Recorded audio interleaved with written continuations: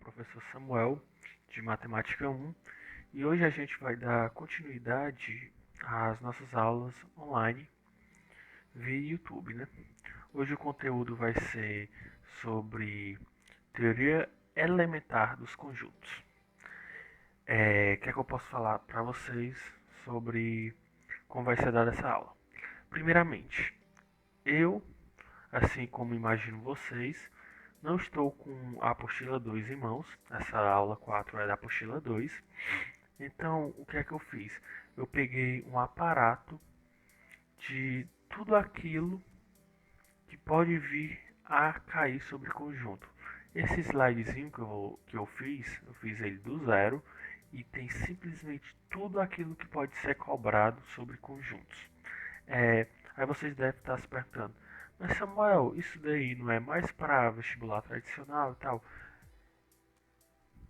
Assim, tipo, o que eu coloquei aqui nesse slide e o que vai ser trabalhado na aula de hoje é tudo aquilo que você precisa saber sobre conjuntos a nível de ensino médio. Então, vai ter coisas que o Enem provavelmente não vai cobrar por ser muito específico, porém, mesmo assim, ainda tem a possibilidade de cobrar. Aí o que é que eu tenho a dizer para vocês?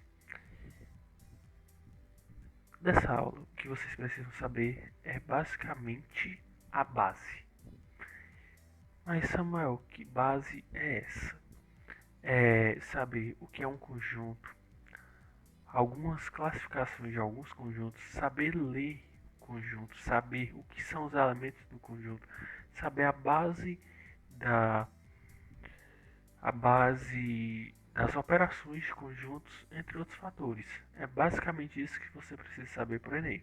Aqui vai ter algumas formulazinhas um pouco mais aprofundadas que eu acredito pode ser cobrado em vestibular tradicional. Então, para vocês, o que é que eu peço? Eu peço que tentem focar na base, tentem entender, não precisa decorar a fórmula, saber o que é um conjunto, saber o que ele é formado, as fórmulas essenciais, vocês vão ver aqui que vai se repetir bastante, mas o que é que você tem que pegar? A ideia, beleza? Bora lá. Sobre a disponibilidade desse slide. Esse slide ele vai estar disponível via WhatsApp nos grupos da sala A e B, em formato de PDF e no próprio formato do PowerPoint. Como é que vai funcionar? Além disso, eu também vou disponibilizar ele no Google Drive.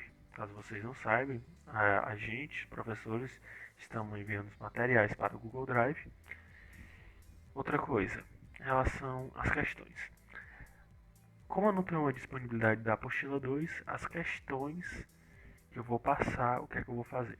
Eu vou procurar um site que tenha um aparato bem legal de questões sobre teoria elementar dos conjuntos e vou colocar no link que vai estar aqui embaixo na descrição e que vocês, depois dessa aula, tentem fazer essas questões.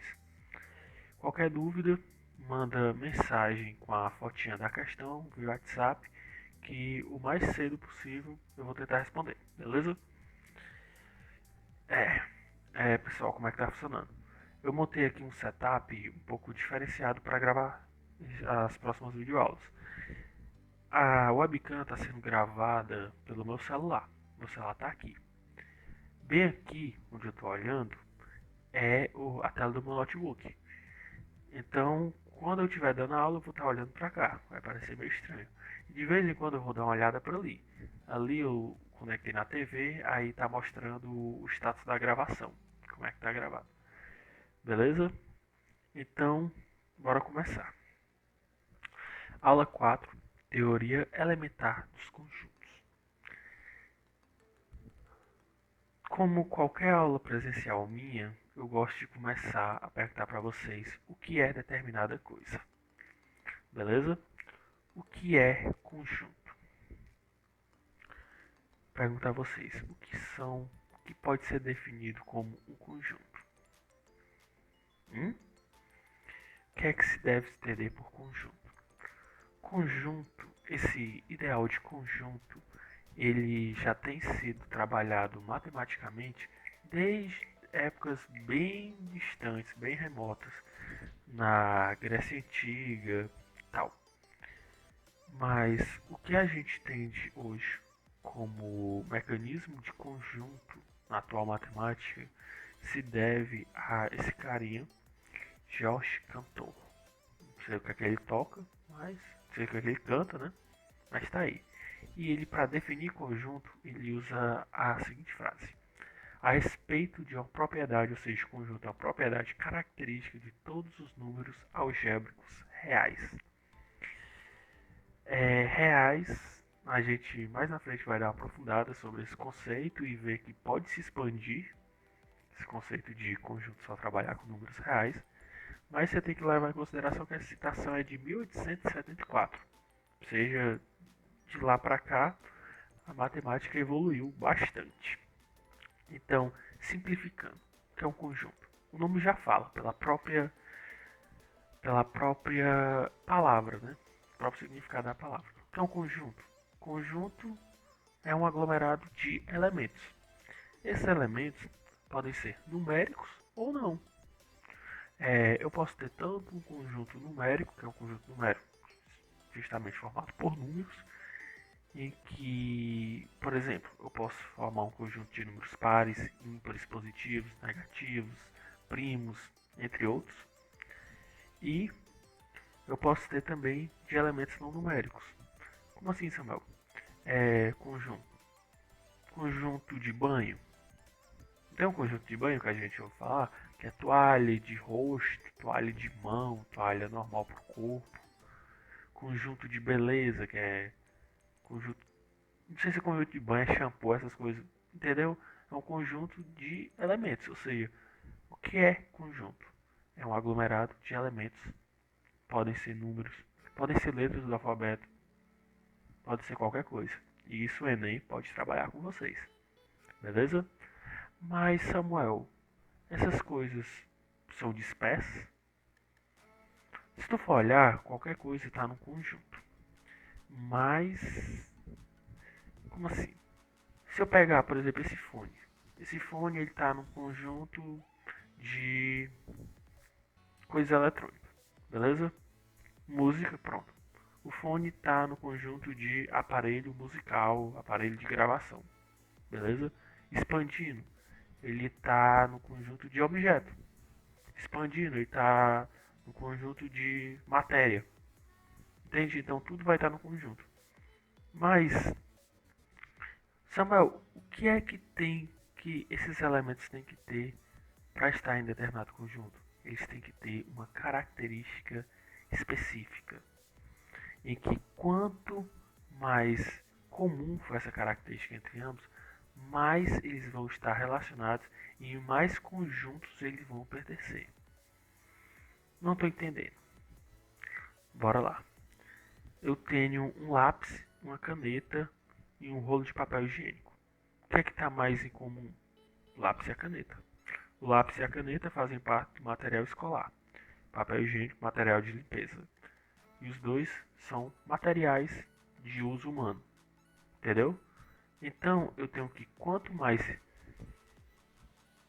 for parecido esses elementos, maior o número de subconjuntos que eles vão pertencer.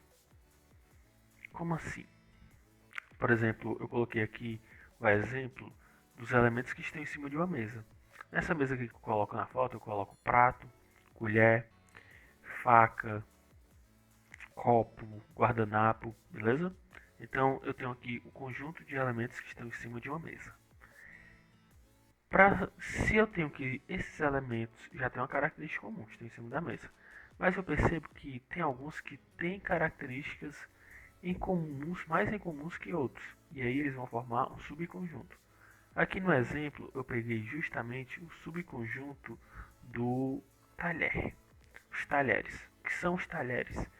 Os talheres são justamente formados por colheres, garfos e facas. Ou seja, um subconjunto do conjunto de elementos que estão em cima da mesa são os talheres.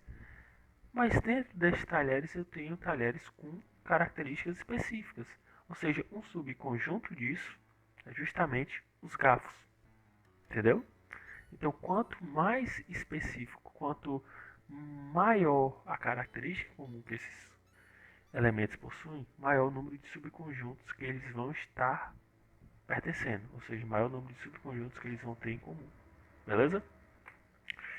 Bora lá. Para matemática. Métodos de representação de conjunto. Um conjunto ele pode ser representado basicamente de três maneiras. Quais são essas três maneiras?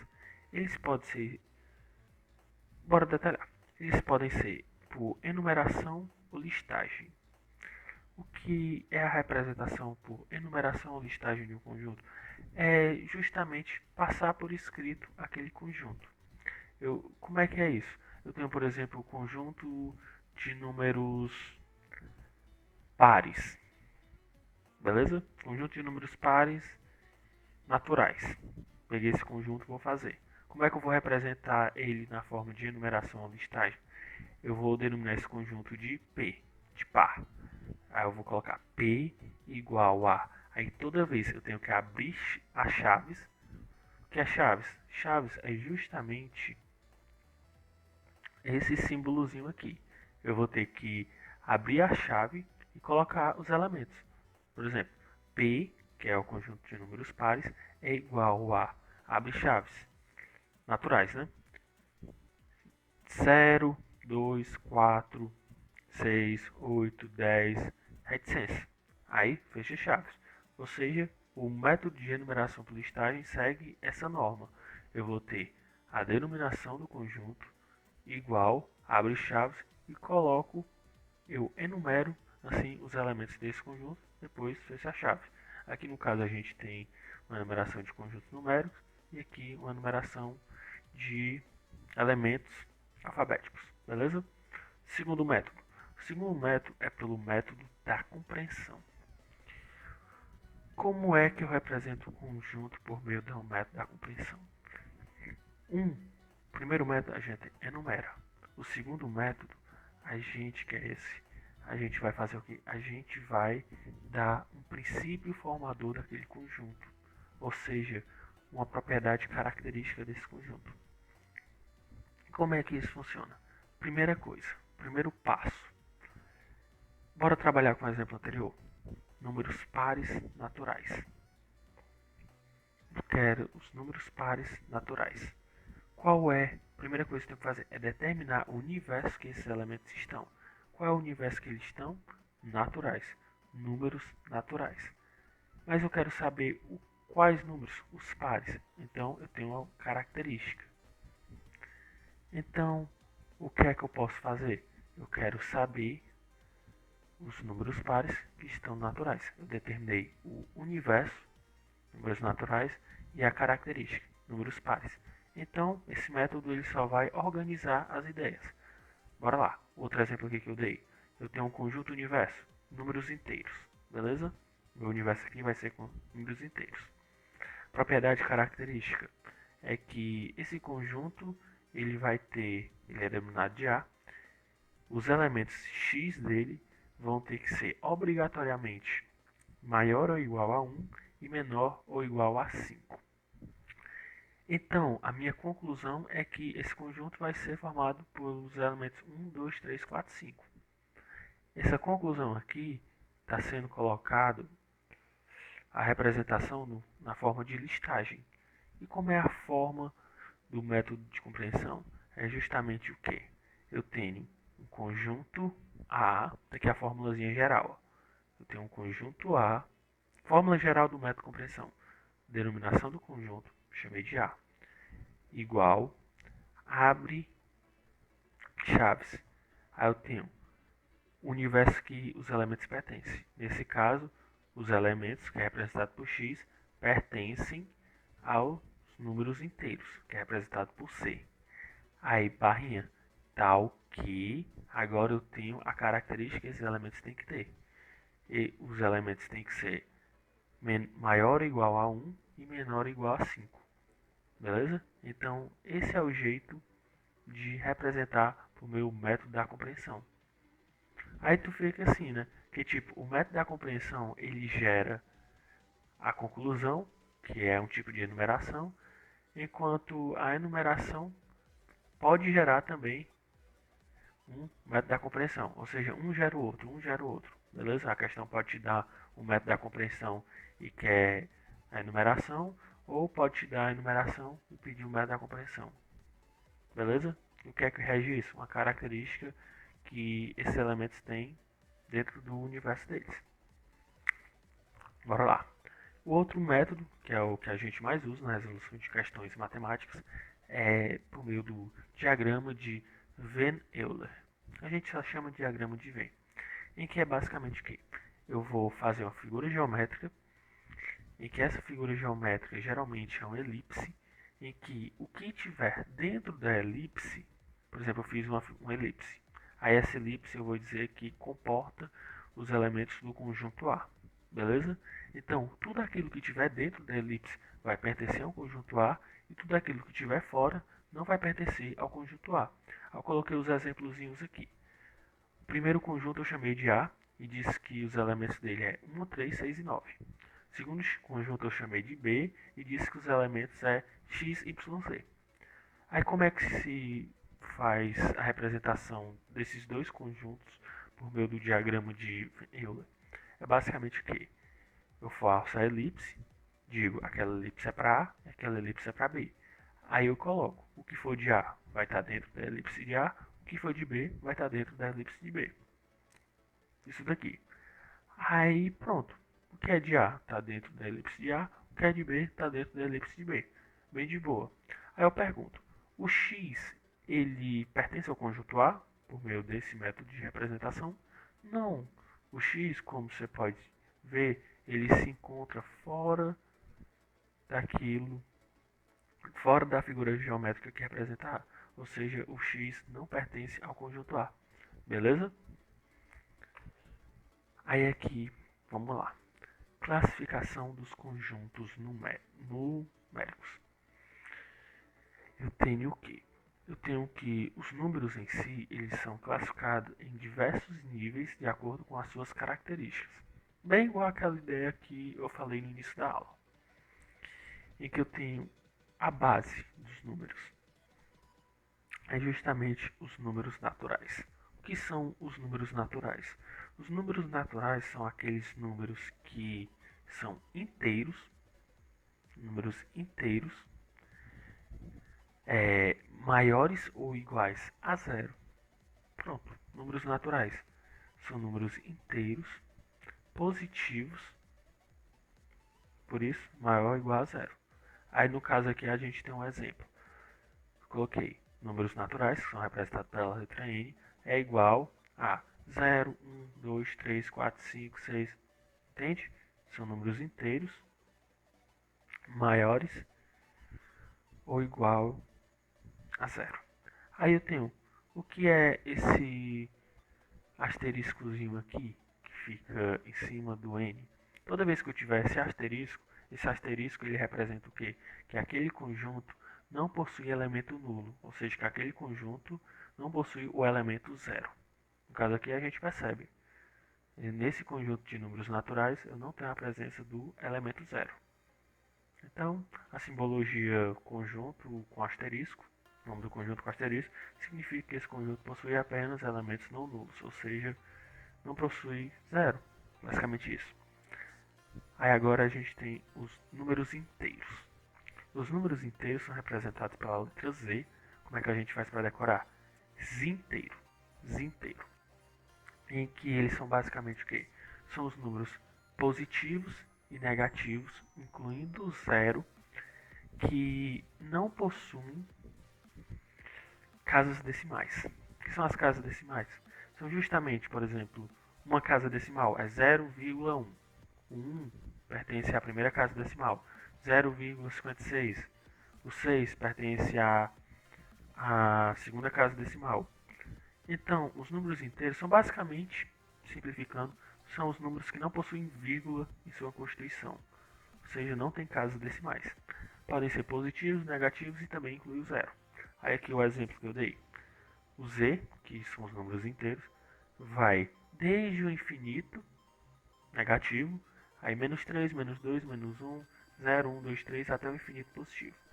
Aí eu tenho, se eu colocar o maisinho lá no lugar do asterisco, se eu tivesse um asterisco aqui, nesse primeiro z, o zero não estaria incluso, beleza? Aí se eu tiver um mais no lugar do asterisco, quer dizer que eu só quero os valores positivos de z.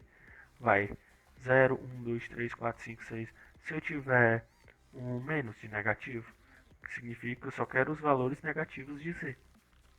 Que no caso é menos 4, menos 3, menos 2, menos 1 e 0. Aí o que é que tu percebe? Tu percebe que o mais e o menos, quando eu boto mais ou menos, o zero vai estar dentro. Samuel, o zero é positivo ou é negativo? O zero é nulo. Como assim? Imagina que o zero ele é uma esfera, vou puxar para a física, em que ele está em um estado eletricamente neutro. Ele é neutro, é nulo. E como é que na física eu tenho um objeto eletricamente neutro?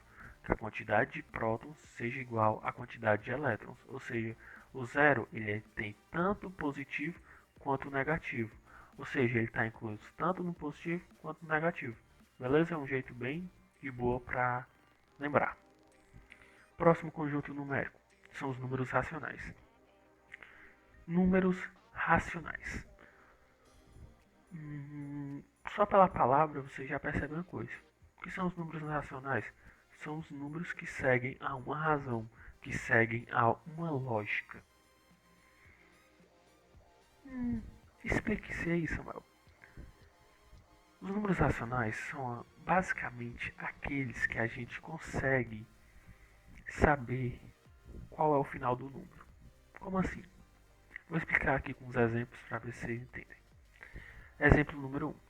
4 dividido por 10. É um número racional? É, dá 0,4. Eu sei o final, é 4. Eu sei o comprimento, eu não preciso saber o comprimento do número, mas eu sei até onde ele vai. Quais são os elementos que vai constituir esse número? 0,4. Segundo exemplo, menos 1 sobre 125 vai ser menos 0,08. Eu sei o final, menos 0,08. Ou seja, eu sei determinar esse número. Aí agora eu tenho 2 sobre 3. Aí aqui vem. 2 sobre 3 é 0,6 infinitamente 6. É um número racional? Mano, tá vendo essa reticência aqui? Eu coloquei 0,666. O que é que você acha que vem depois dessa reticência? Um 6. E depois? Um 6. E depois? Um 6. Então, ele tem uma razão. Entendeu? Apesar de ele ser infinito, tem infinitas casas decimais, ele tem uma razão. A mesma coisa funciona com menos 25 dividido por 99, que é menos 0,25, 25, 25. Eu sei determinar esse número inteiro. Vai ser 25, 25, 25, 25 até o infinito. Ou seja, ele tem uma razão. Ou seja, eu sei determinar que número é esse. Ou seja, ele é um número racional. Então, os números racionais são basicamente os números que eu posso determinar ele. Aí nesses exemplos aqui que eu dei, os dois últimos são números que têm dízimas periódicas, ou seja, as casas decimais se repetem. Algumas casas decimais se repetem, seja 1, 2, 3, 4, 5, vai se repetir. Tem uma dízima periódica. Se eu tenho uma dízima periódica, o número é racional. Eu tenho uma razão, eu tenho uma lógica. Então, números com dízimas periódicas, um ou mais elementos que se repetem nas casas decimais, são considerados racionais. Aí eu tenho o próximo conjunto. Um racional ele é representado pela letra Q, em inglês, de alguma coisa com uma razão, não sei não. Eu tenho números irracionais. O I. É foda, né? Porque tipo, números irracionais é o I e o inteiro é Z. Vai ser alguma coisa do latim, não sei não, mas decoro, inteiros, inteiro. Números irracionais. Números irracionais, não já disse, são aqueles que são presidente da república? Não. São aqueles que não possuem uma razão. Ou seja, não tem uma lógica na sua constituição. Parece presidente, mas bora deixar esse assunto para lá. São aqueles que não apresentam razão. Basicamente, sendo o contrário dos racionais, são aqueles que eu não posso determinar o final do número. Eu não posso determinar como vai ser esse número. Ele é um número irracional. Um exemplo, π. O π, numericamente, é representado por 3,14, 15, 92, 65, 35. Mano, tem como determinar o que vem depois da reticência? Não tem. É irracional. Menos 301 dividido por 59. 5,10, 16, 94. Tem como determinar o que vem depois do reticência? Não tem, cara. Mesma coisa funciona com raiz de 3, raiz de 2. Raiz de 3, 1,73, 20, 50, 0,8, 0,7. Não tem como determinar o que vem a seguir. Entendeu? Então, ele não tem uma lógica na sua Constituição. Ele é racional. Há uma coisa que eu quero que vocês percebam. Pode, por exemplo, eu tenho um número natural, por exemplo, 1. 1 é um número natural, inteiro, racional, beleza? Então, 1, ele tá, umzinho, ele tá, é um número natural, inteiro, beleza. Agora eu pergunto, pode existir um número racional e irracional? Pode? Eu acho que não, né? Ou você tem uma razão na sua Constituição, ou você não tem. Ou seja, é justamente o que isso daqui, ó, ele mostra. Que o número irracional não tem nenhuma interseção com os números racionais. Ou seja, o número ou é irracional ou é racional. Beleza? Próximo conjunto. O próximo conjunto é o conjunto dos números reais. Se lembra no começo da aula quando eu falava lá da teoria sobre conjuntos e o cara falava que era não sei o que lá, constituinte de números reais? Pois é. O conjunto se expande e vai até os números complexos. Mas bora por calma. Primeiro, o que são os números reais? São aqueles que não são falsos, né? O número real não é falso. É assim que você entende? Pode ser. Os números reais são basicamente os números que a gente trabalha no nosso dia a dia. Por exemplo, quando eu pego uma régua tem 30 centímetros. Ela tem 30 centímetros. Eu sei determinar 30, 15, beleza? São aquilo que esse número está no nosso cotidiano. Esse número está, ele é tangível. Número real, pronto. O número real é um número tangível. É um número que eu posso utilizar para determinar distância, determinar área, determinar volume. Beleza? Eu posso usar o número real para determinar as três dimensões que a gente tem. Quais são as três dimensões? É só olhar para uma quina de uma parede.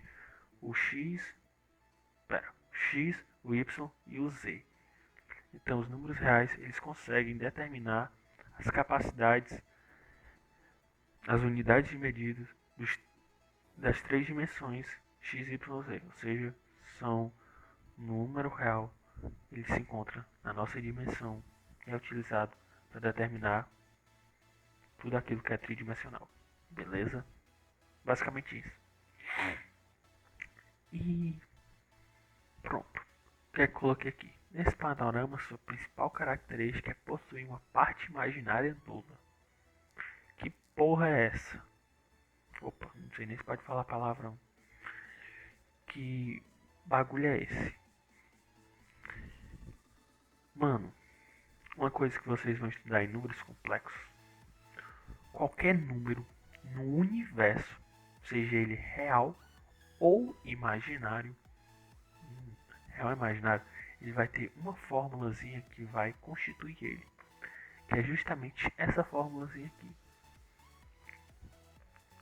Em que qualquer número do universo, que nesse caso que está sendo representado por Z, ele vai ter uma parte real, que é o A, e uma parte imaginária, que é justamente o B. Aí eu pergunto, Samuel, isso é a forma do número complexo? É. Então, o número real, como é que ele é representado no número complexo? Mano, eu tenho o quê? Eu tenho que qualquer número do nosso universo é representado por uma parte real e uma parte imaginária. Se eu tenho que, por exemplo, 30 do 30 centímetros de uma régua, ele é puramente real, ele não tem nada de imaginário, Então significa que o b dele é nulo. Por quê? Ou seja, ele não possui uma parte imaginária. Então, b sendo zero, zero vai multiplicar por i, que vai dar zero, e vai ficar a mais zero, que vai dar igual a. Vai dar justamente 30. Uma dúvida que vocês podem estar tendo. O que é o i? O i é a unidade dos números imaginários. I de imaginário. Não sei se vocês se lembram, mas quando vocês vão tirar a raiz quadrada, a raiz cúbica de algum elemento, ele tem que ser positivo, não é? Não necessariamente. Se eu tiver um número, for tirar a raiz de um número negativo, ele existe, mas ele não existe na nossa dimensão. Ele existe, o que os matemáticos dizem, na quarta dimensão. Ah, agora fez sentido. Então, quer dizer que os números imaginários, eles estão além das nossas três dimensões. Eles estão na quarta dimensão. O pessoal diz que é a dimensão dos fantasmas. O que é essa quarta dimensão? É uma dimensão que a gente não consegue ver, que a gente não consegue até agora se relacionar com ela, mas ela existe. E matematicamente, as unidades que vão medir essa quarta dimensão são os números imaginários. Então, o i é um número imaginário. O que é o i? É a raiz quadrada de menos 1, ou seja, a raiz quadrada de um número negativo, que já vai para a quarta dimensão. Entenderam? Então, o número imaginário ele é capaz de medir a quarta dimensão. Bora lá. Número complexo. Número complexo é basicamente o conjunto de todos os números existentes em todo o universo, seja eles reais ou imaginários, seja eles com b nulo ou com b não nulo. Então isso quer dizer que os números complexos é o conjunto universo dos conjuntos numéricos. É o universo. Até agora, que a gente saiba, os números não ultrapassam essa barreirinha aqui. Não ultrapassam. É o nosso conjunto universo. Conjunto dos números complexos. Uma coisa, tirar uma dúvida para vocês. Número complexo não é número imaginário. O número complexo, como aqui pelo próprio conjunto, ele pode ser número complexo é número imaginário. Como a gente vê, número complexo pode ser tanto real como imaginário, ou seja, o número complexo é tudo. É o b que varia de nulo a não nulo. Então não confunda, número complexo não é sinônimo de número imaginário, mas sim, um número imaginário é um número complexo, mas nem todo número complexo é um número imaginário. Então, bora lá, exemplos de números complexos. Seguindo a formulazinha que eu disse para vocês, que todo número complexo, todo número do universo tem uma parte real e uma parte imaginária. 2 mais 0i.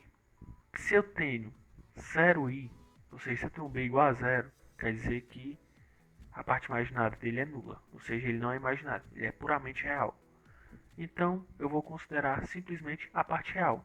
Toda vez que eu tiver o b igual a zero, que foi os três primeiros exemplos que eu dei, eu vou ter que ele vai ser um número puramente real, que pertence justamente a esse conjunto aqui. Vai ser o quê? 2 é 2. É um número complexo? É sim. Menos 55 dividido por 2 vai ser menos 55 dividido por 2. É um número complexo? É. Raiz de 5. Raiz de 5. 2,20 é um número complexo? É. Bora lá. Bora agora para 0 mais i. Nesse caso, não sei se vocês percebem, mas a parte real dele está nula. E a parte imaginária não. Então esse número é um número puramente imaginário. Ele não tem parte real. Assim como existem os números puramente reais, existem os números puramente imaginários, que é nesse caso. Aí nesse caso vai ficar 0 mais i, que vai dar igual a i. I é representado pelo Q, que é a nossa unidade de números imaginários, raiz de menos 1. Então, isso daí é um número complexo e um número puramente imaginário.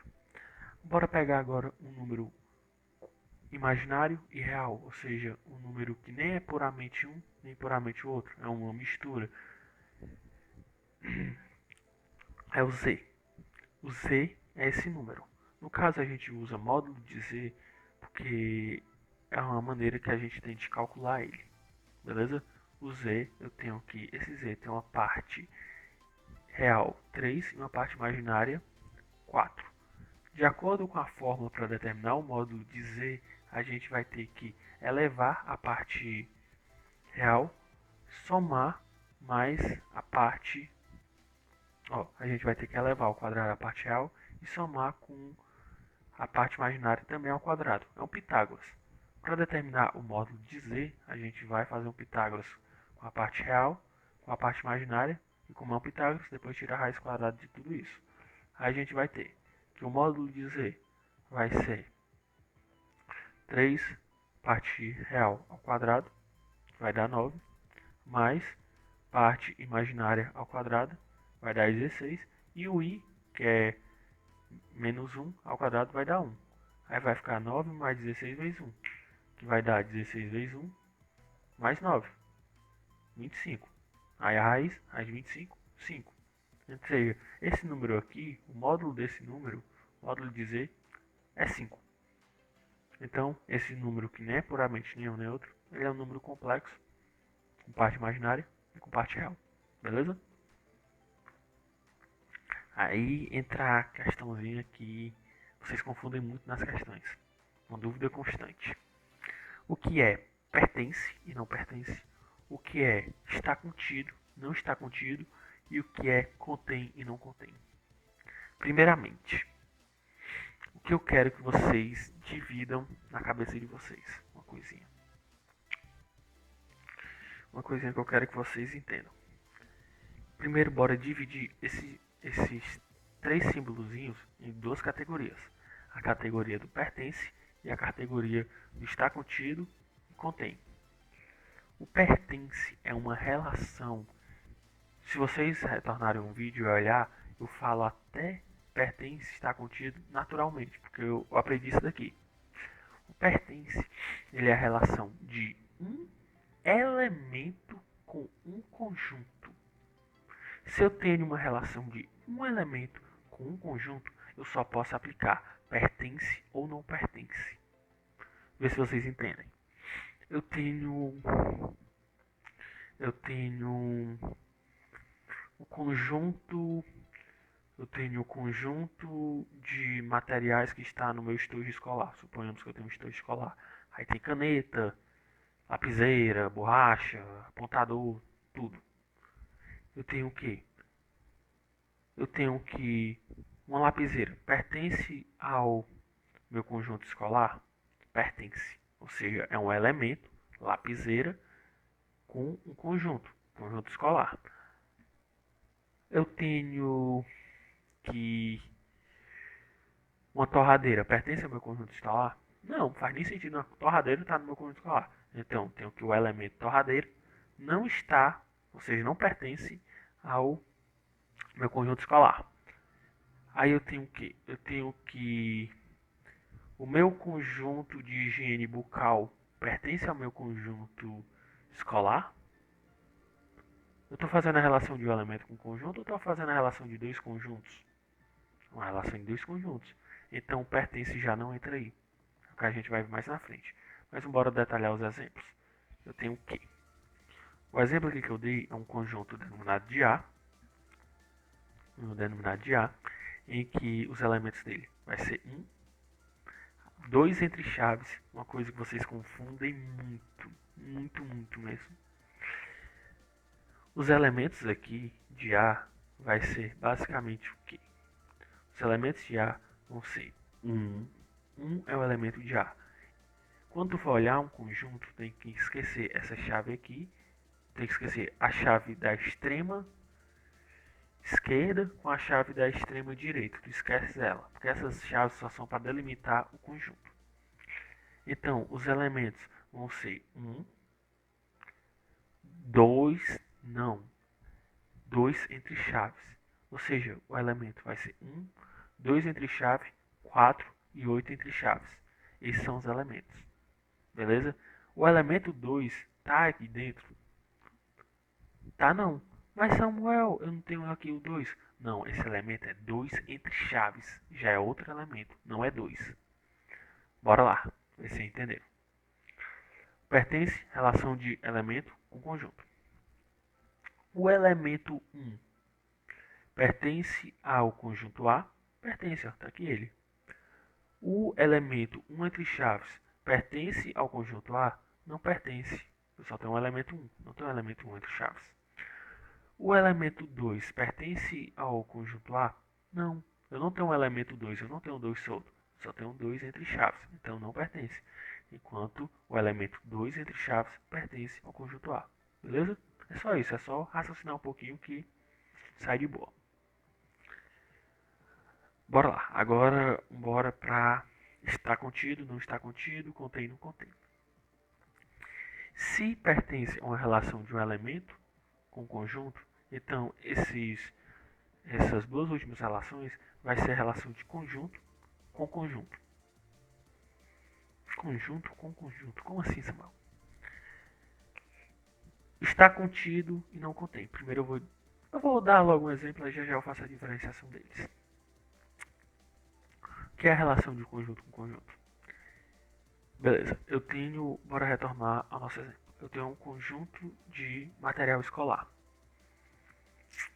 Conjunto de material escolar.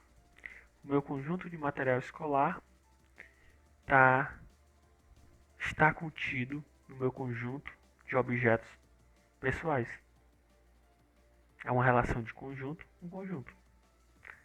Eu tenho que o conjunto de material escolar não está contido no conjunto de objetos pessoais de João. Já que é meu conjunto, não está incluso no de João. Entendeu? Então, é a relação de dois conjuntos. E qual é a diferença de estar contido e não contém? Ó, está contido, ele é representado por esse símbolozinho aqui, enquanto contém está representado por esse símbolozinho aqui. Tu vai ver que a única diferença entre eles é o lado que a boca abre. Tá vendo? É tipo um Czinho em que está contido é o C mesmo e não contém é o C invertido. Aí, de acordo com a boquinha que abre, é o que vai diferenciar. Bizu. O lado em que a boca desses símbolos se encontra aberta está em contato com o conjunto que deve possuir o outro. Como assim? Eu tenho o quê? Vê se se lembra. Meu conjunto de material escolar está contido, ou seja, está contido, a boca está aberta para o que vem agora. Está contido no meu conjunto de objetos pessoais. Entendeu? É uma relação de dois conjuntos em que o que vem depois da boca, ou seja, o que está em contato com a boca, é o conjunto que vai possuir o outro. Bora usar o exemplo aqui numérico para ver se fica mais fácil na cabeça de vocês. Eu tenho aqui 4 conjuntos, A, B, C, D, beleza? Então bora lá. B, olha para onde esse símbolozinho está aberto, a boca. Está em A, beleza? Se ele está aberto para A, então A vai ser o conjunto que vai ter que ter o outro. Então, os elementos do conjunto B vão ter que estar presentes no conjunto A. Ou seja, o A vai ter que ter o conjunto B. Bora lá. Eu tenho que B está contido em A, até pelo próprio português. B está contido em A, ou seja, os elementos de B estão contidos em A. Vamos ver. Eu tenho B é 1, 2, 4, 6, 8, 10. A é 1, 2, 3, 4, 5, 6, 7, 8, 9, 10. Então B, os elementos de B estão contidos em A. Ó, 1, 2, 1, 2, 4, 6, 4, 6, 8, 10, 8, 10. Ou seja, B está contido em A. Os elementos de C estão contidos em B. Ó, os elementos de B, 1, 2, 4, 6, 8, 10.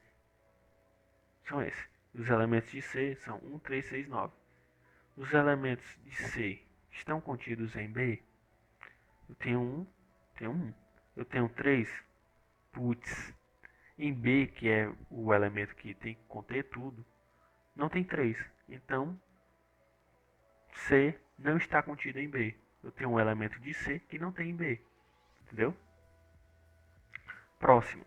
Aí aqui já muda, é o selinho invertido. Então isso daí já é contém. Então o lado que está a boca aberta é o lado do conjunto que tem que conter o outro, tem que possuir o outro. Eu tenho que C contém D. C é formado 1, 3, 6, 9. Contém D. C contém D. Bora lá. 1, 1, 6, C. Então C contém D. C contém D. C contém D. E D contém B. D contém B, ou seja, D é o nosso conjunto que tem que ter todos os elementos de B. Ele tem 1. Ele tem 2? Não tem. Então, D não contém B. Recapitulando. O lado que a boca está aberta é que vai para o elemento que vai representar o conjunto que tem que ter os elementos do outro. Beleza? Aí é mais questão de prática, pelo próprio português. A está contido em B, então quer dizer que B tem que ter os elementos de A. B contém A, quer dizer que, mesma coisa, que B tem que ter os elementos de A. Basicamente isso. Entenderam? Agora vamos para os nossos conjuntos especiais. São aqueles conjuntos que podem aparecer na provinha de vocês ou não, só mesmo para saber a denominação deles. O primeiro conjunto é o conjunto vazio. O que é o conjunto vazio? Não nada disso, não tem nada. Ele é representado por dois símbolos, o zerinho cortado e as chaves com nada. Não tem nada nele. Eu tenho o quê? Então, se tiver zero dentro, não é vazio, porque tem um elemento. Vamos falar, zero é um elemento nulo e não vazio. Então, o conjunto vazio é aquele que não possui elementos. Nenhum elemento está lá. Bora lá. Os exemplos. Eu tenho que x, bora ler, daqueles métodos de representação. Conjunto A, possui elementos. Qual é o universo desses elementos? Pertence aos números naturais, a gente já viu, em que eles se encontram de acordo com essa regra. O x, os elementos do conjunto A se encontram entre 5 e 6 e tem que ser naturais. Entre 5 e 6, tem número natural?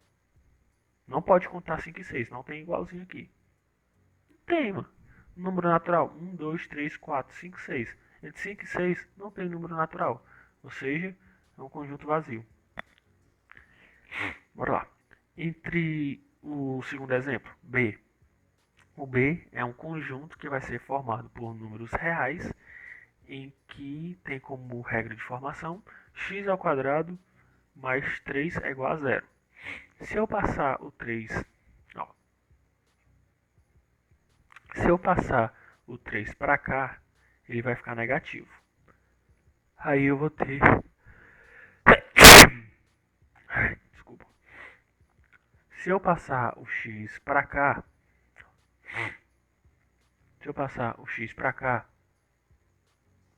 recapitulando, se eu passar o 3 para cá, eu vou ter que ele vai se tornar negativo. Então vai ficar x ao quadrado é igual a menos 3. Então vai ser x é igual a raiz quadrada de menos 3. Raiz quadrada de número negativo é número imaginário. Número imaginário é número real? Tá no universo dos reais? Não tá. Então esse conjunto é um conjunto vazio. Beleza? Eu tenho o outro tipo de conjunto especial, é o conjunto unitário. O conjunto unitário, como o próprio nome já diz, de unidade, de único, é um conjunto que é formado por apenas um elemento. Eu tenho os dois exemplos que eu dei. O exemplo com o conjunto A.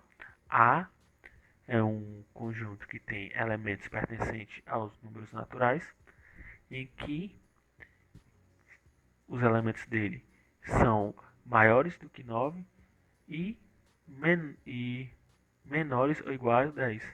Qual que satisfaz essa condição? 10, conjunto unitário. O exemplo B, conjunto B. O conjunto B vai ter elementos que também fazem parte dos números naturais e que os elementos desse conjunto vão ter que ser par e primo. Qual é o único número que é par e primo? 2. Conjunto unitário, só tem um elemento. E o outro, que a gente chama de conjunto universo, é uma coisinha.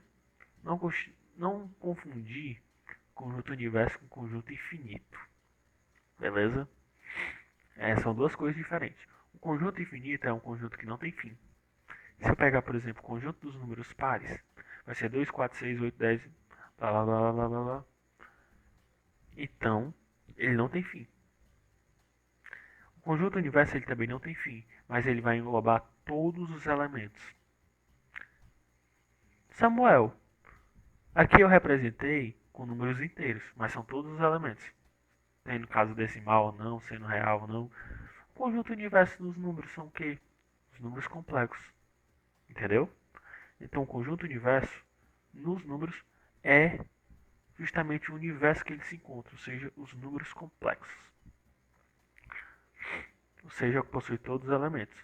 Então ele vai do menos infinito até o mais infinito. Então o que é que eu posso dizer? O conjunto universo é um conjunto infinito? É, mas nem todo conjunto infinito é um conjunto universo. Beleza? Agora bora para as operações. Primeira operação que a gente vai ver hoje: união de conjuntos. União, como o nome já fala, consiste em unir dois ou mais conjuntos, podendo ser diferentes ou não. O que é que eu tenho na união? A união é basicamente o quê? Eu vou pegar os elementos de no caso de dois, eu vou pegar os elementos do conjunto A, os elementos do conjunto B e vou unir os dois. Samuel, mas pode ter caso em que o conjunto A tem elementos em comum ao conjunto B. O que é que a gente faz com ele? Despreza. Como assim? Bora ver aqui o exemplo. Eu dei aqui o conjunto A sendo esse, o conjunto B sendo esse. A união é a junção dos dois. Bora lá. 2, 3, 4, 2, 3, 4. O A tem 6 e o B tem 6. Eu vou colocar 2, 6? Não. Toda vez que eu tenho união, eu vou tirar os repetidos. É justamente 2, 4, 6. Tem um repetido, corta ele. 8, 9, 10, 12. 12 também está repetido. Desconsidera 1, 14 e 15. Eu vou ter justamente o conjunto união. Então, o conjunto união, eu vou pegar o que? Eu vou pegar os elementos dos conjuntos e vou retirar os repetidos. Onde é que ele se encontra representado? É justamente a união, tá vendo aqui o conjunto união? Eu tenho aqui o diagrama de Venn para o conjunto A, o diagrama de Venn para o conjunto B, e o que está no meio deles é a interseção, que a gente vai falar mais na frente, que tem o 6 e o 12. Conjunto união é justamente o conjunto A e B. Esse conjunto aqui delimitado assim, ó. Isso daqui. Conjunto, a união de A e B. Aí tu pode ver que não aparece nem 6 nem 12 duas vezes, porque desconsidera os repetidos. Aí aqui pegando um exemplo com 3 números, eu coloquei o conjunto C. É a mesma coisinha. União de A e B a gente já fez. União de A e C. A união de A e C vai ser justamente, tem aqui o A, tem aqui o C. Eu vou pegar tudo que tem eles. Ó, vou pegar essa regiãozinha aqui. Vai ser 2, 4, 6, 8, 10, 12, 14, 15, 11 e 13. Beleza? É justamente os elementos de A com os elementos de B, tirando os repetidos. Aí eu vou fazer aqui A união B, A união B, união C. Ou seja, os elementos de A com os elementos de B, com os elementos de C, tirando os repetidos. Mano, é bem facinho. É só cortar os repetidos. Tu vai 2, 3, 4. 6, tem um 6 aqui, desconsidera. 6, 8, 9, 10. Tem um 10 aqui, tem um 10 aqui, desconsidera 1. Aí vai fazendo isso até o final. Aí o que é que tu vai descobrir? Que A união B e união C vai ser justamente isso daqui tudo. Isso daqui tudo delimitado pelas essas três esferas. Basicamente isso, beleza? Aí o outro é a interseção. A interseção, união, é representado pelo U de união. A interseção é o U invertido. Interseção é justamente os elementos que têm em comum no conjunto A, no conjunto B, no conjunto C, entendeu? São os elementos que têm em comum entre os conjuntos. Basicamente, tu se lembra daqueles números que a gente desprezou na união? Esses números vão ser o que vão compor a interseção, ou seja, os números em comum entre os dois conjuntos, dois ou mais conjuntos. O exemplo aqui é o mesmo A e o mesmo B. A interseção deles são os elementos que estão nos dois. O 2 está só no A, 3 está só no A, 4 está só no A, o 6 tem nos dois, ou seja, está na interseção. O 8 tem só no A, o 9 tem só no B, o 10 tem só no A e o 12 está nos dois, ou seja, está na interseção. Então 6 e 12. A interseção é representada justamente por essa areazinha entre os A e B, isso daqui. Fazendo com 3 elementos, em 3 conjuntos, eu adicionei o 10, vou lá, a interseção B eu já fiz, a interseção C é o que está em A e C. O que é que está em A e C? Ó, isso daqui tudo está em A e C. 10, 12, 14. 10, 12, 14. O que está em B e C? Ó, isso tudo aqui, ó. Tá vendo? Isso tudo aqui está em B e C. 6, 12 e 15. Ou, não, 6 não dá não. Esquece 6. 6 tá em 6 não, tá vendo? Você tá bem aqui. O que está em B e C é isso daqui, ó. B e C, que é 12 e 15. Beleza? E o que está em interseção? Opa, aqui tem um errozinho gráfico, ó. Considera, depois eu ajeitar. Isso daqui é para estar invertido. Qual é a interseção de A, B e C? É 12. O que é que está repetido em tudo? O que é que tem em tudo? 2, 4, 6, 8, 10. Ó, 12, 12, 12. É justamente que é representado por essa areazinha aqui. Ou seja, a interseção de todos os conjuntos é o elemento que se repete em todos. No caso aqui, 12. Diferença. Diferença é basicamente o que? Bora ler aqui. Consiste na formação de um novo conjunto que possui apenas os elementos que pertencem a um determinado conjunto, mas que não pertencem a outros. Entendi, foi porra nenhuma, Samuel. Mano, uma coisinha que tem. Bora trabalhar aqui no exemplo, para ver se vocês entendem. Eu tenho o conjunto A e o conjunto B. A diferença de A e B, a diferença de A e B são os números de A, os elementos de A, menos os que tem em B. A e B. Como assim? Repetindo.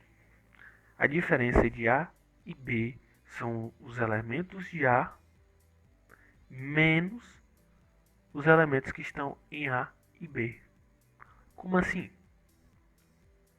Eu tenho aqui A, vamos lá, A menos B são os elementos de A, tudo isso, menos os elementos que estão em A e B. 3 está em A? Tá. O 6 está em A? Tá. Então tira ele. O 9 está em A? Não tá. O 12 está em A?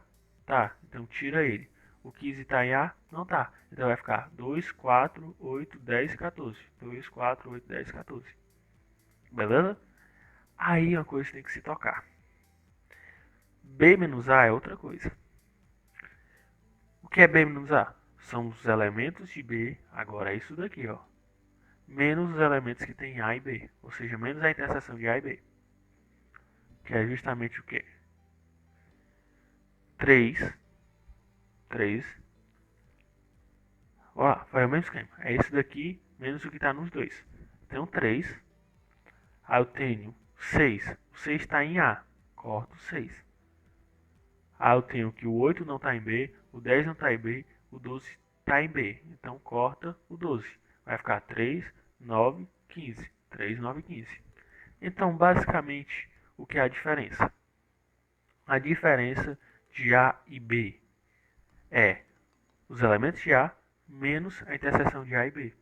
A diferença de B e A é os elementos de B menos a interseção de A e B. Beleza? Basicamente isso, o conceito de diferença. Aí uma coisa que você pode notar é que A menos B não é necessariamente igual a B menos A. Geralmente não é igual. Sempre é diferente. A menos B é diferente de B menos A. São poucos casos que pode dar igual. Então, a mesma coisa de 2 menos 3 e 3 menos 2. 2 menos 3 é menos 1, 3 menos 2 é 1. São diferentes. Beleza? Isso daqui também se aplica a conjuntos. Aí um exemplozinho aqui que eu fiz com vários elementos, né? O A menos B é o mesmo. Vou repetir aqui só com A e C e B e C. A menos C são os elementos de A que não tem em A e C. 2 é um elemento de A, tem C? Não tem C. 4 é um elemento de A, tem C? Não tem C.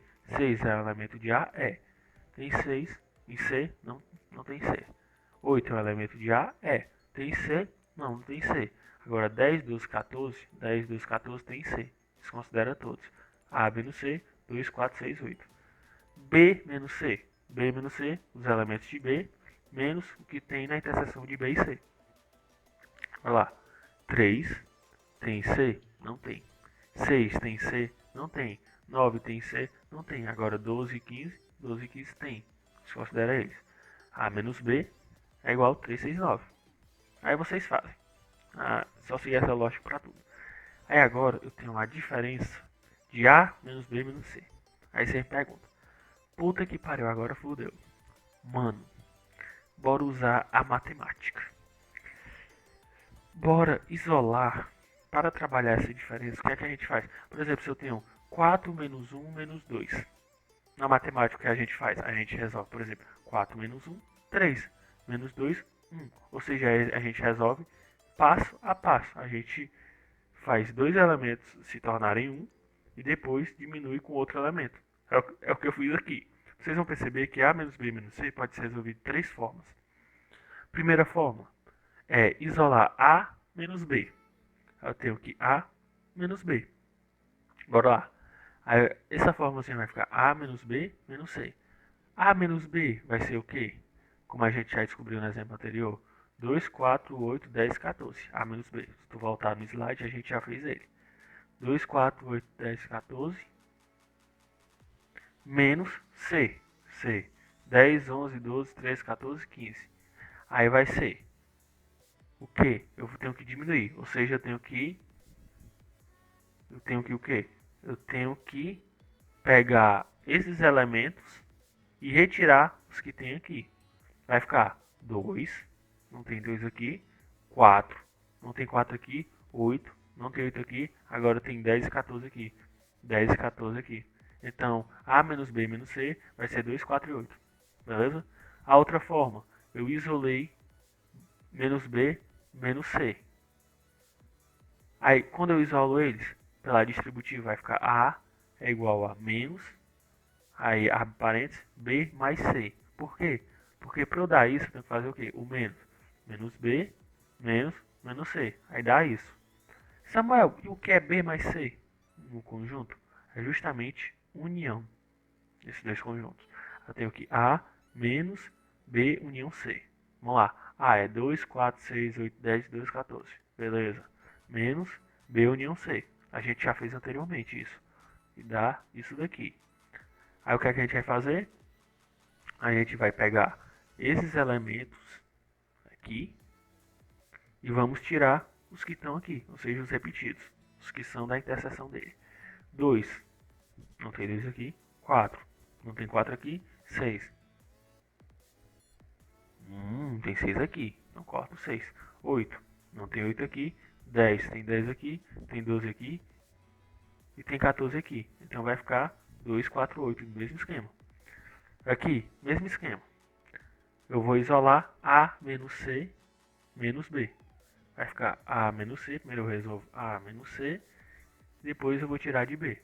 A menos C tem resolvido anteriormente, vai dar 2, 4, 6 e 8, menos 3, 6, 9, mesmo esquema. Eu vou pegar esses elementos aqui e tirar o que estão aqui, tirar os repetidos. 2, não tem aqui. 4, não tem aqui. 6 tem aqui. 6 não conta, e 8 não tem aqui, vai ficar 2, 4 e 8. Ou seja, eu fiz A menos B menos C de 3 formas diferentes e descobri o mesmo resultado. Ou seja, é só fazer isso de forma algébrica, que dá certo. Outras operações entre conjuntos. Essas operações aqui já são mais especiais. Complementariedade. Complementariedade é representada por esse símbolozinho aqui, que o C de complementar, aí o que está em cima, aí eu vou ter um conjunto em cima e um conjunto embaixo. Como é que se lê isso? Vai se ler esse símbolozinho aqui, complementar de B em relação a A. Então, isso daqui eu leio o que está em cima, complementar de B em relação a A. Samuel, não entendi. É o que vai complementar B para se tornar A. Basicamente isso. Como assim? Suponha que você seja romântico e você, para o seu ideal de vida, é ter um par romântico, é se casar com alguém. Então, para eu ter o meu par romântico, eu tenho que ter eu e o meu complementar. No caso, eu sou homem, eu tenho eu, sou homem, no caso, eu vou ter minha mulher. Então, o complementar de mim em relação ao meu par romântico vai ser a mulher. Ou seja, para eu ter o meu ideal, que é o par romântico, eu vou precisar da mulher. Ou seja, o que é a mulher? A mulher é o que falta para mim completar o par romântico. Entenderam? Então, é basicamente o que? É o que falta para B se tornar A. E o que é que falta para B se tornar A? No caso, o que é que falta para mim se tornar o par romântico? A mulher. E como é que matematicamente se expressa como isso? Mancho, complementariedade de B em relação a A, de B para se tornar A, é uma diminuição de A menos B. Como assim, Samuel? É representado simplesmente por isso. Meu par romântico. Meu par romântico é duas pessoas. Eu já tenho um eu. Para eu descobrir a mulher, é só diminuir. 2 menos 1. 2 menos 1, 1, que é a mulher. Ou seja, complementar. Ou seja, complementar de B em relação a A vai ser o que falta para o B se tornar A. Então, vai ser A menos B. O que falta para B se tornar A vai ser A menos B. Isso daqui é meu par romântico. O meu A é 2. E eu sou o B. 2 menos 1, que vai dar justamente a mulher. Espero que vocês tenham entendido. Aí, observação. Quando eu coloco o A como universo, eu vou descobrir o complementar universal desse conjunto. Ou a gente só chama de complementar de algum conjunto. Como assim? Imagina que eu sou o planeta Terra. Eu quero complementar do planeta Terra em relação ao universo.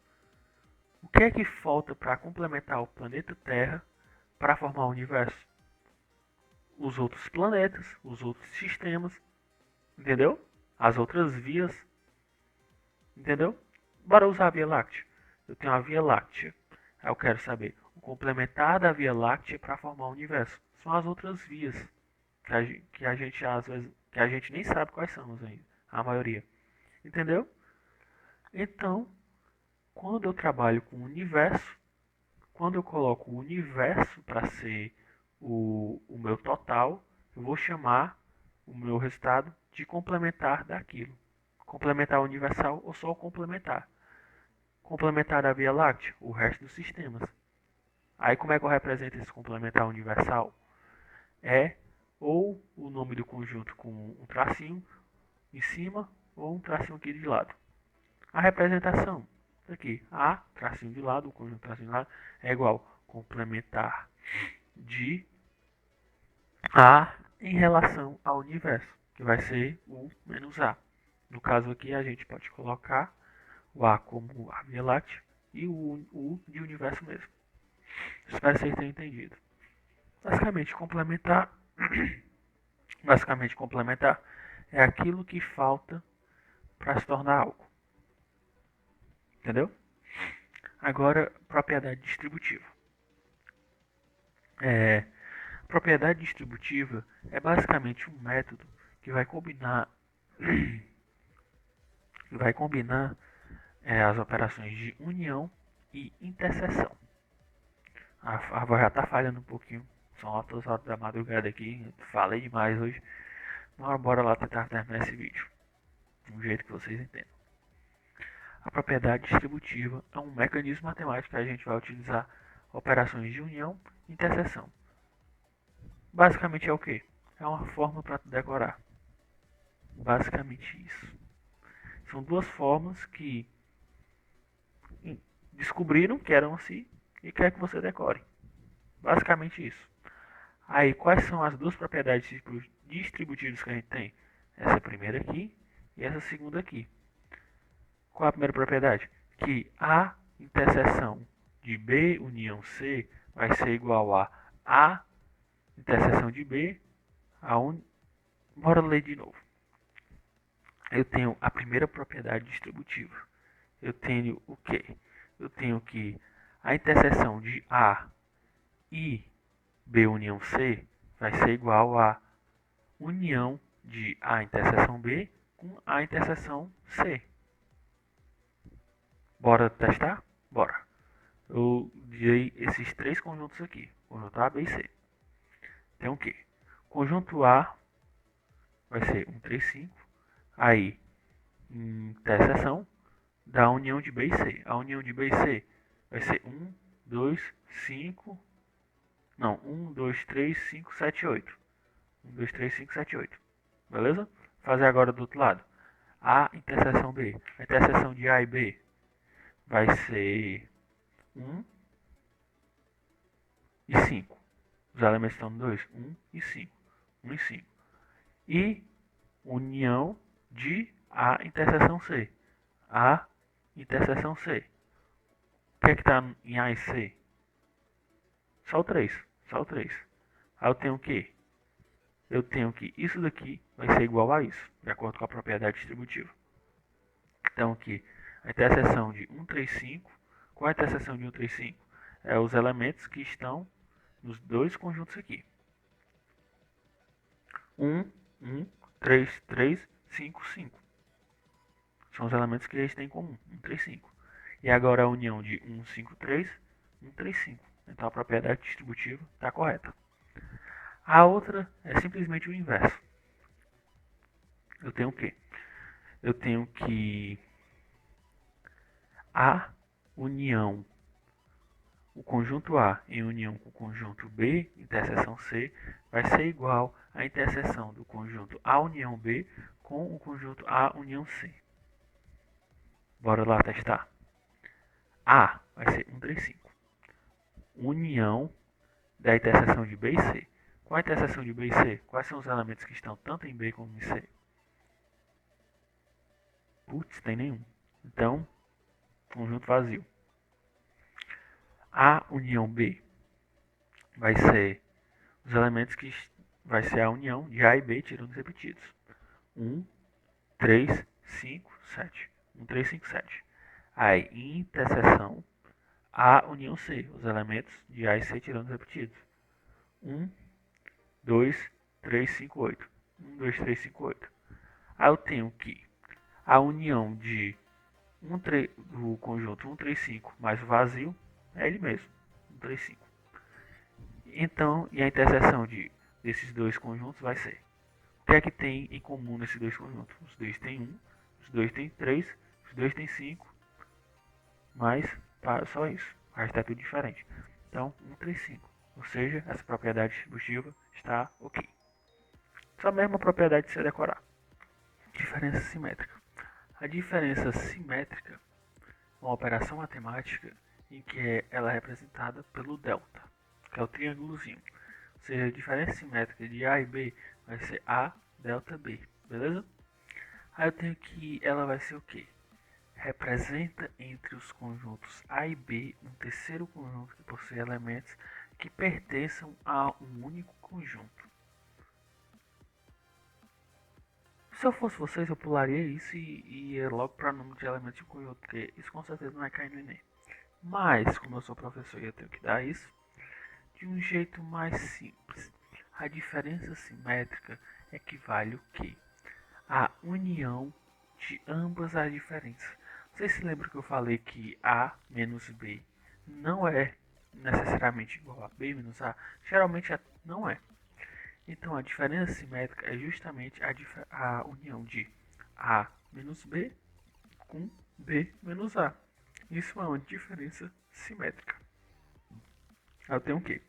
Eu fiz um exemplozinho aqui de A sendo um conjunto com elementos 1, 2, 3 e B o conjunto com elementos 3, 4. Qual a diferença simétrica de A e B? Bora lá. A delta B vai ser a diferença de A menos B.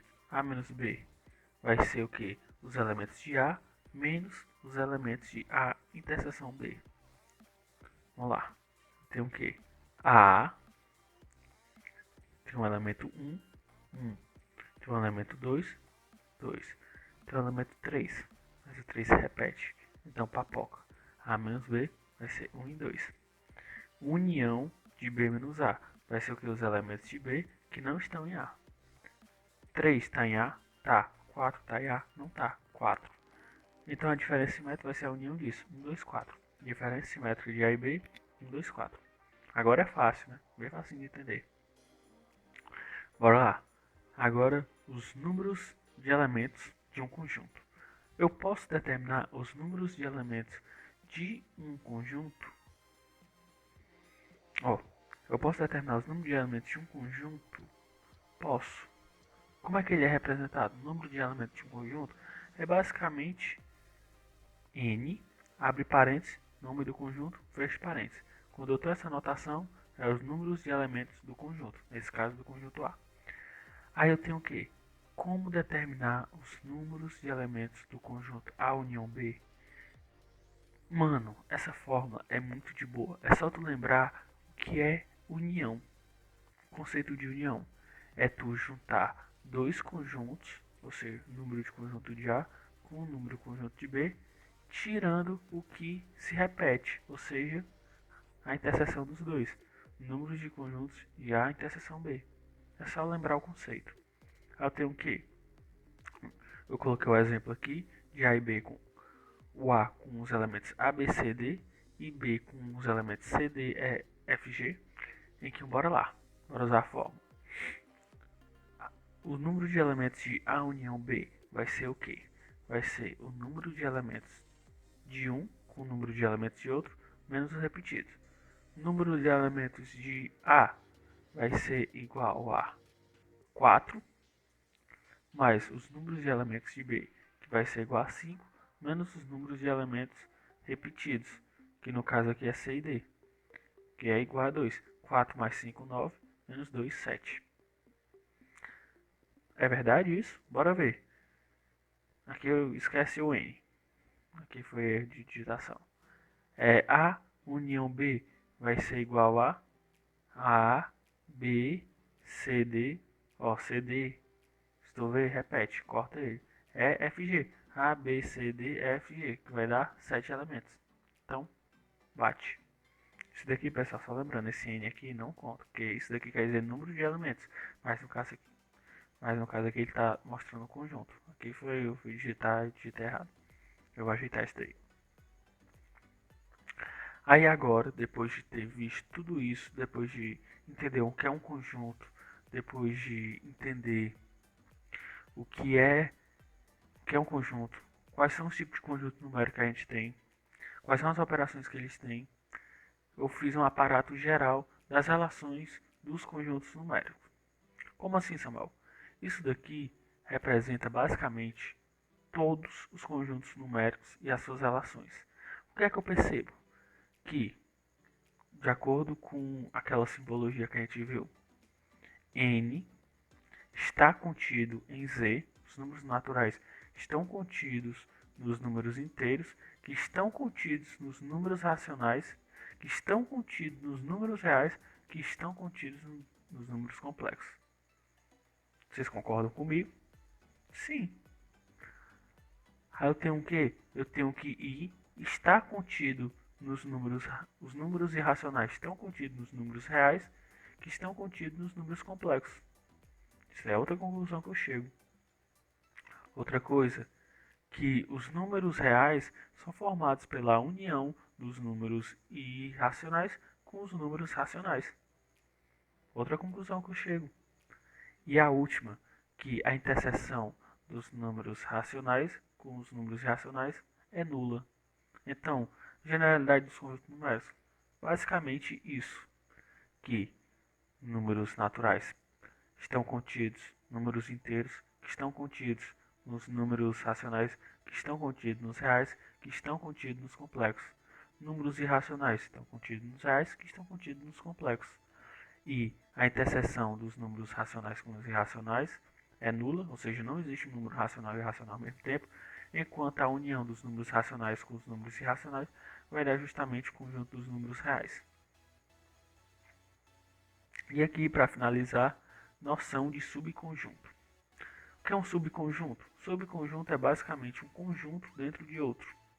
Se lembra da história lá do que tem em cima da mesa? Aí nela tem um subconjunto que são os talheres. Dentro dos talheres tem um subconjunto que é a faca. Entendeu? Basicamente isso. Subconjunto é um conjunto dentro de outro conjunto. Então tem o que?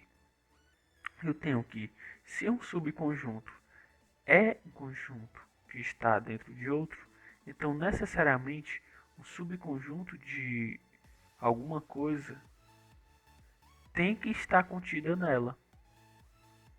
Vocês me entendem. Vocês se lembram do conceito de estar contido? Estar contido é um conceito, estar contido e contém é um conceito que relaciona dois conjuntos. Eu tenho o quê? Eu tenho 3 lápis, 2 canetas e 2 borrachas.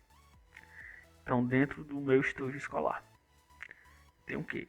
Eu tenho que o conjunto de lápis estão contidos dentro do meu estojo escolar.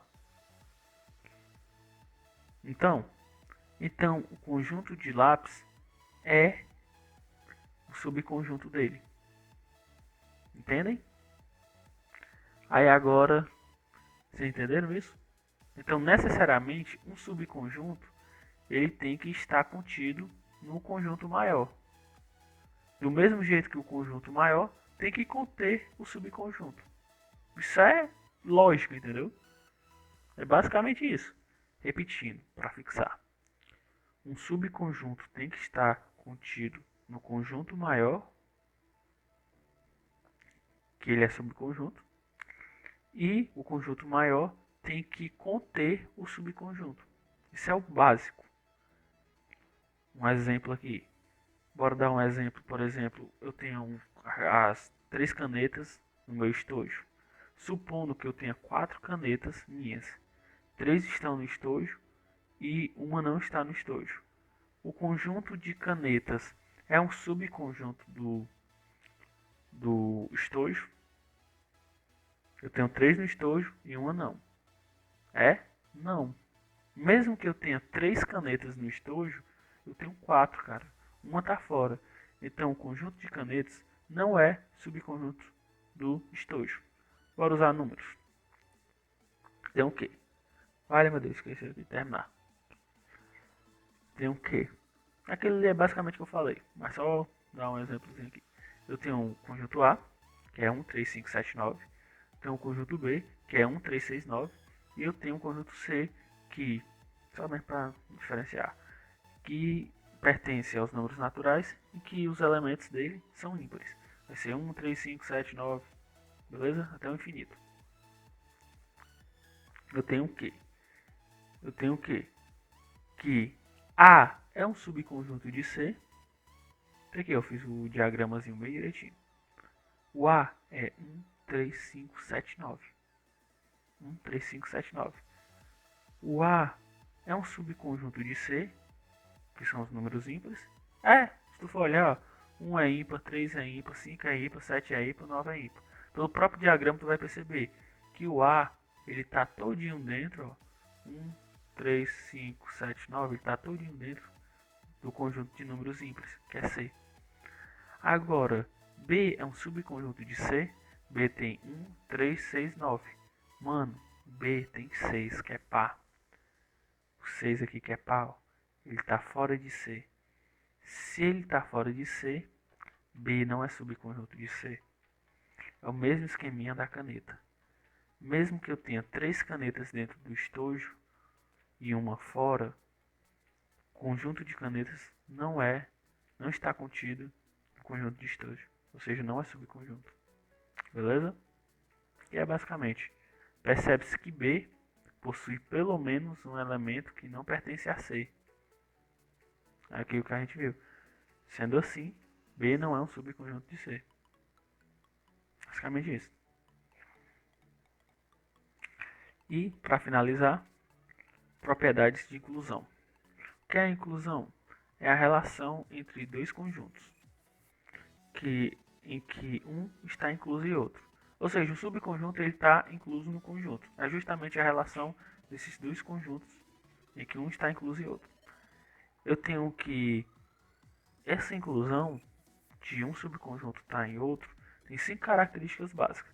A primeira é a característica do fechamento, que é basicamente que para quaisquer conjuntos A e B, A união B e a interseção C pertencem ao mesmo universo de A e de B. Samuel, eu tenho que A é... O que é que eu posso dizer? A é a população brasileira. População que é nacionalizada brasileira. E B é a população que é nacionalizada chinesa. Beleza? Brasileira e chinesa. Eu tenho o quê? Eu tenho que A união B vai ser o número de pessoas que são nacionalizadas brasileiras mais o número de pessoas que são nacionalizadas chinesas menos o que se repete, que são as pessoas de dupla nacionalidade. Beleza? Então eu tenho que A união B vai ser isso. Enquanto a interseção B vai ser justamente o número de pessoas com dupla nacionalidade, chinesa e brasileira. Uma coisa que tu vai perceber que essas pessoas fazem parte do universo de pessoas brasileiras e chinesas. Esses elementos, tanto de interseção como de união, fazem parte do universo tanto de A como de B. Beleza? Propriedade da reflexão. Para quaisquer conjunto A união A. O que é A união A? São os elementos de A com A. Mas A não é igual a A. Se A é igual a A, eu vou juntar os elementos e tirar o repetido. Mano, se eu tenho um pacote de figurinha A e outro pacote igual A, quais são a quantidade de figurinhas diferentes que eu tenho? As que tem no pacote. Então, basicamente, eu vou ter o quê? Eu vou unir A com A. Bufo. Mas eu vou tirar o repetido, que é A. Bufo. Vai ficar A. Então, A união A é A. Mesmo esquema. A interseção A. Tem os elementos de A com os elementos de A. A interseção são os elementos que se repetem. Quais são os elementos que se repetem? Todos. Então, a interseção A é A. Transição. Eu tenho o quê? É só seguir a lógica. Se A está contido em B, então todos os elementos de A estão em B. E B está contido em D, então todos os elementos de B estão em D. Então necessariamente eu tenho que A está contido em D. Mano, se eu tenho que todos os elementos de A estão em B e todos os elementos de B estão em D, então necessariamente todos os elementos de A estão em D. Ou seja, A está contido em D. Igualdade entre conjuntos. Se eu tenho um conjunto A e um conjunto B, se eu tenho que A está contido em B. Como assim A está contido em B? Todos os elementos de A estão em B. E B está contido em A, então todos os elementos de B estão contidos em A. Eu te pergunto, esses dois conjuntos são iguais, cara. Se eu tenho que ter aqui o A e ter aqui o B, então eu tenho que A está contido em B. A está contido em B. Então todos os elementos de A estão em B. Mas B está contido em A, então todos os elementos de B estão em A, só tem uma possibilidade. São conjuntos iguais. Beleza? E para finalizar, número de subconjuntos. O número de subconjuntos de um conjunto qualquer, por exemplo, de um conjunto A, é simplesmente 2 elevado ao número de elementos de A. Repetindo, o número de subconjuntos de um conjunto A vai ser igual a 2 elevado ao número de elementos de A. Formulazinha. Número de subconjuntos vai ser igual a 2 elevado ao número de elementos desse conjunto. Exemplo. Eu tenho o conjunto A, que é 2, 6, 10. 2, 6 e 20. Quais são o número de subconjuntos de A? Vai ser 2 elevado a 1, 2, 3. 2 elevado à terceira, que vai dar 8. Beleza? Bora fazer para ver se está certo. Subconjuntos de A vai ser o quê? Subconjuntos de A vai ser o quê? Vai ser todo conjunto. Vai ser qualquer conjunto. Vai ter um elemento vazio. Qualquer conjunto. Vocês entendem? Todo conjunto vai ter que ter um elemento vazio. O elemento vazio está presente em tudo. Se eu pego isso daqui do espaço, tem nada aqui dentro? Tem. Em todo canto tem nada. Porque nada é inerente. Não sei se vocês entendem. Tipo, no meu quarto, tem um espaçozinho que não tem nada? Tem. É infinitamente pequeno, mas tem um espaço que não tem nada. Mesma coisa com o conjunto. Todo conjunto tem que ter um elemento vazio. Não confundir com nulo. Então, o subconjunto de A vai ter o elemento vazio. Aí vai ter o conjunto formado somente por elemento 2. O conjunto formado somente por elemento 6 entre barras. Não confunda, se lembre. Um conjunto formado apenas pelo elemento 20. Há um conjunto formado pelo elemento 2 e o elemento 6 entre chaves, quer dizer, barra. Um conjunto formado por 2 e 20. E um conjunto formado por 6 entre chaves e 20.